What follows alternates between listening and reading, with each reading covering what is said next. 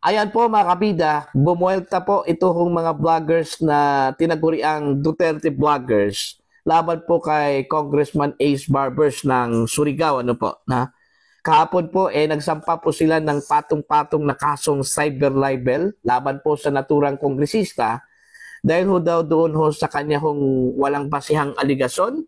Tinawag hong narco at pogo vloggers ito hong grupo ni Attorney Trixie Cruz Angeles, ano po, na siya hong nagdulot daw ng sleepless nights at fear doon ho sa mga mahal ho nila sa buhay dahil ho sa naturang mga aligasyon, ano. Kasama po ni Attorney Trixie Cruz Angeles sa pagsampa po ng kaso kahapon. Ito pong si Joey Devieb, MJ Kiambao Reyes, Crisette Su, at marami pa pong iba, mga kabida, ano po, no? Patong-patong na kasong cyber libel po ito, meaning dami hong counts, ano? Laban po kay Congressman Ace Barbers, mga kabida. Kahapon din, nagkaroon po ng press conference, mga kabida, ito hong grupo po ni Attorney Trixie Cruz Angeles, at pakinggan po natin yung kanila hong mga sinasabi. Kami para i-announce yung pag-umpisa ng pagsampa ng mga kaso laban kay Congressman Ace Barbers dahil sa mga sinabi niya tungkol sa amin na nakakapanirang puri. Ito po ay final sa Quezon City kaninang hapon. So, aside, kami po lahat dito ay we feel we have been wronged and we in fact have embodied itong mga nangyari, yung mga sinabi niya, yung paninirang mga sinabi, at yung tuloy-tuloy pa rin na ginagawa nila sa amin, na tuloy-tuloy pa rin ang damage na ginagawa. Hindi lang sa amin, kundi pati sa aming mga kapamilya, pati sa mga kaibigan. Ang peligro na ipinipresenta ng kanyang mga sinabi sa amin, hindi lang sa mga reputasyon namin, pati sa health namin, mga iniisip namin tungkol sa sinabi nila, sa mga potential backlash, sa potential outcomes ng kanyang mga sinasabi, potential matters that can be brought up. Hindi lingid sa aming atensyon o kaalaman na ang topic ng fake news ay tinitake up na pati ng ehekutibo. Hindi lang po ito nasa legislature, kung hindi naririnig na namin from no less than the President, the press secretary, sa press officer, naririnig namin from law enforcement agencies.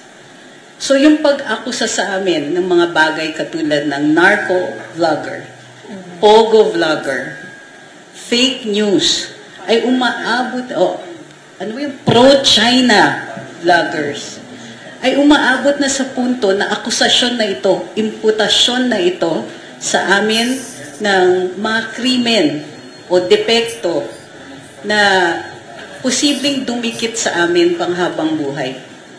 Hindi namin maaaring palampasin ito, lalong-lalo na galing sa isang tao na kongresista, na isang opisyal ng gobyerno. At kadalasan, although yung mga remarks niya dito ay hindi covered ng immunity, ginagamit din ang kanyang posisyon para makapanirang puri. Isang dahilan sa aming pagsampa ng kaso na ito para ipakita itong investigasyon na ginagawa ng Kongreso ay superfluous. Pinapakita namin by filing these cases that the law is sufficient. Kung mayroon silang nakikita na mali kaming sinabi, na may paglalabag sa batas, andyan na nga po ang batas. At yan po ay dinidemonstrate namin ngayon. Bukod sa paninirang puri na ginawa niya, ginagamit namin ang existent na sistema ng hustisya para sagutin ang aming pangangailangan dito, para mapuno yung mali na ginawa niya at magawan ng resolusyon ito. We are taking recourse with the law and with the system already in place because we believe that that system is enough. Mayroon pang mga saloobin ang aming mga kasama dito. Umpisan namin dito kay Dr. Lorraine Badoy. Para sa akin naman, ang pinaglalaban ko at ipinaglalaban din naming lahat dito ay yung freedom of expression. No? Hindi pwede tayong manahimik dito kasi nararamdaman na namin na pabigat ng pabigat ang kamay ng gobyerno ngayon. No? Parang pinagbubuhatan na tayo ng kamay.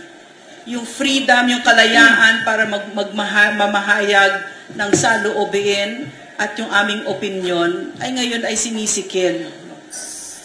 At yung nakakatakot na nakikita namin dito ay parang paliit na lang ng paliit yung espasyo namin para pwedeng magmamahayag ng malaya. No? So, kailangan namin gawin ito kasi kami mga nanay, no? Kami mga meron kami sarili-sariling mga profesyon. Pero para sa akin, ginagawa ko ito for my children and for future generations of Filipinos. Kahit yung ngayon, napakahalaga na ipaglaban natin ang karapatan natin to free expression. This is the greatest expression. It is a right above all rights and it is worth every fight and everything that we put into it. And I want for future generations to look back at this time when that right, that freedom has been endangered by people who are in power and that they will see that we fought for it. Gusto ko din mag-recalibrate tayo ngayon kasi ang nakikita ko ngayon, yung pagmamalabis ng mga nasa poder ngayon. Ito pong aksyon na ito na ginawa namin ngayong hapon, ngayong araw, ay napaka-importante kasi especially sa akin, dahil ako ay galing sa napakasimpleng pamilya. Pinalaki ako ng mga magulang ko na talagang napaka-hardworking. At ang puhunan talaga lang namin ay lumaban ng patas sa buhay. And I just cannot accept that someone na pinahiram ng kapangyarihan ng taong bayan ay sisirain ng lahat ng pinaghirapan ng magulang ko, ng pamilya ko, at sasabihan ako na pogo vlogger, narco vlogger, bagong makapili. That is unacceptable. And so, importante itong araw na to kasi ito yung araw ng ordinaryong tao na kagaya namin, kagaya ko, ay tatayo laban dito sa mga bully na to. Hindi po pwedeng gagawin nyo lang yan just because kaya ninyo.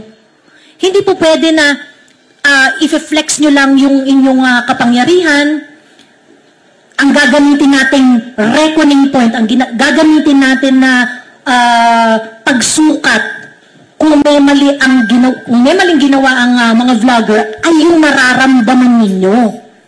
Mga government officials po kayo. Kayo po ay halal ng bayan. Pinahiram lang kayo ng kapangyarihan.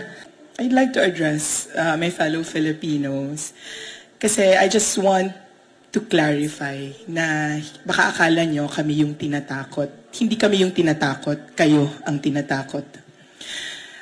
We are just being made examples that if they can do this to us who have a huge following, who have presence in social media, they can do it to you.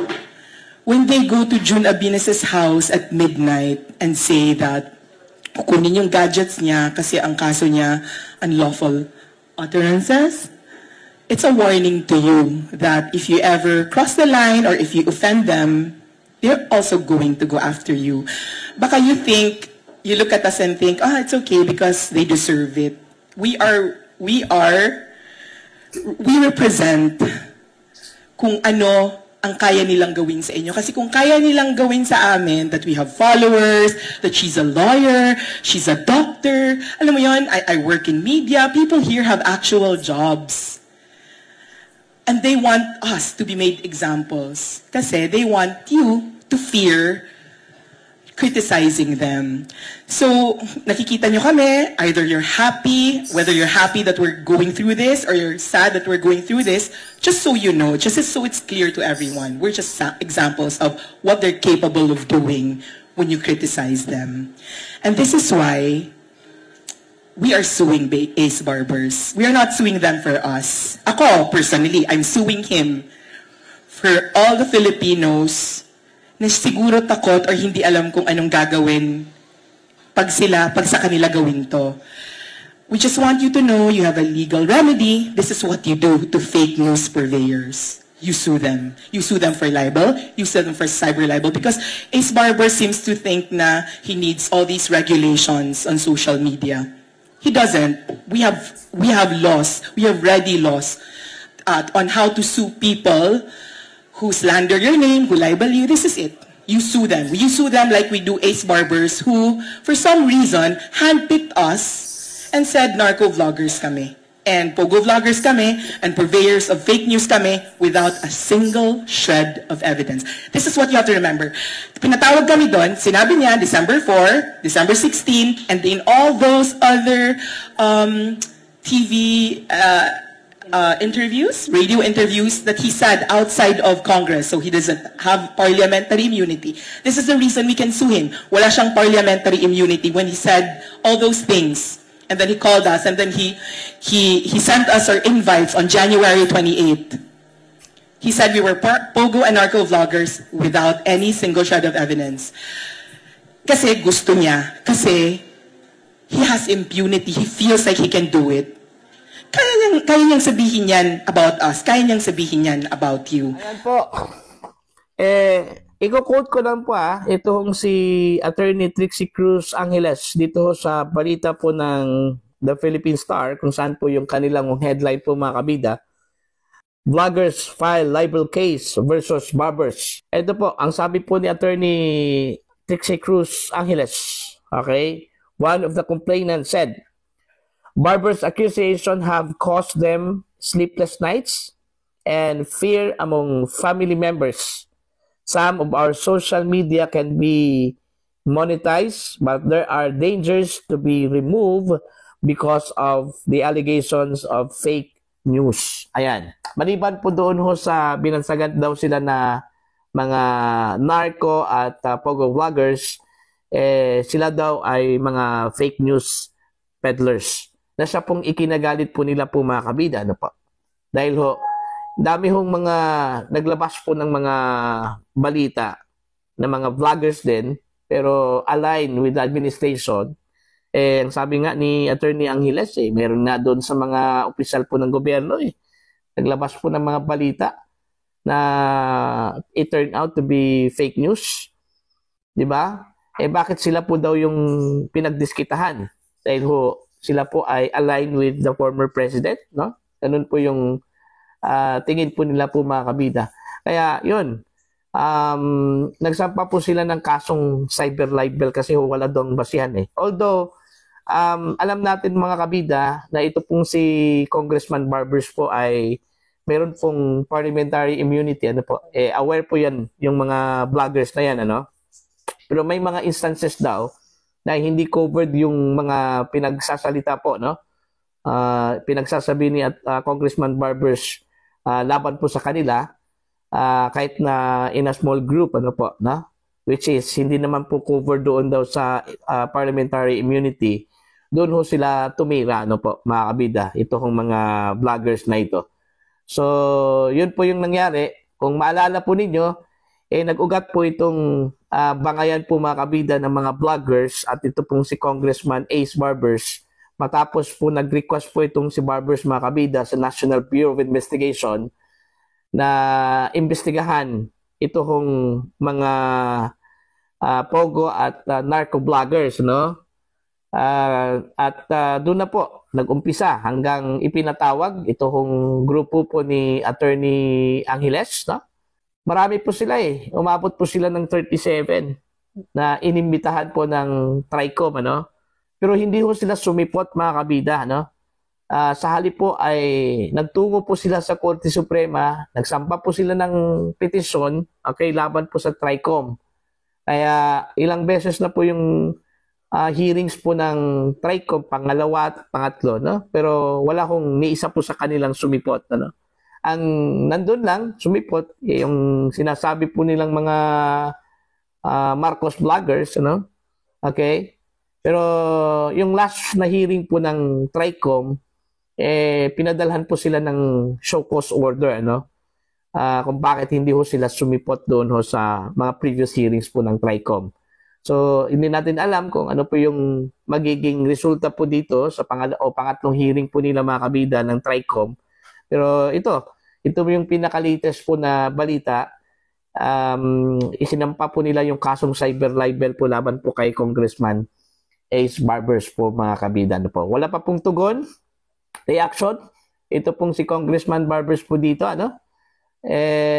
marami-rami po ito, siguro mga nasa 6 o hanggang 8, na mga vloggers po na nagsampa po ng kasong cyber libel. So, titingnan na lang po natin, aabangan po natin kung hanggang saan po yung kanilang bangayan, sa grupo po ni Attorney Trixie Cruz Angeles at ito pong si Congressman Ace Barbers mga kabida.